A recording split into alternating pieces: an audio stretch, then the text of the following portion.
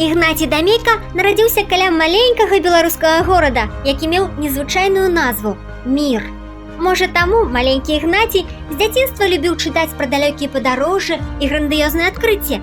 Ва ўніверсітэце ён вывучаў прыродазнаўства і даследаванне гор. А далей у яго жыцці было шмат прыгод з вершамі, пераследамі, турмамі, паўстаннем, і ў выніку яму давялося пакінуць любімую радзіму. Тады ён накіраваўся на другі бок свету, у Чылі. Гэта краіна вядомая легендамі пра закінутыя залатыя гарады.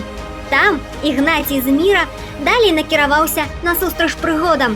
Ён вывучаў плямёны першабытных індзейцаў, збіраў метарыты ў пустэльні, спускаўся на дно вулканаў.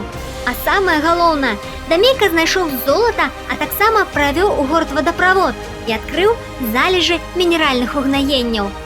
З тых часоў чылійцы маглі вырошчваць выдатныя ўраджаі.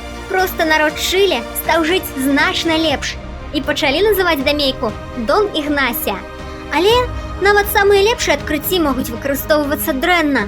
Дамейка ўбачыў, што на адкрытых ім радовішчах людзі працуюць так шмат, а зарабляюць так мала. І Дон Ігнасія запатрабаваў, каб урад палепшыў умовы шахцёраў. І ўрад зрабіў гэта, бо Дамейка быў самым паважаным жыхаром краіны. Калі Дамейкі не стала, чылійцы так смуткавалі.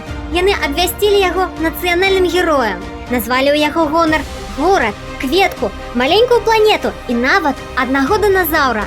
Таму, калі будзеце ў наступны раз маляваць дыназаўра, то няхай ён будзе такім. Дамейка-заўр.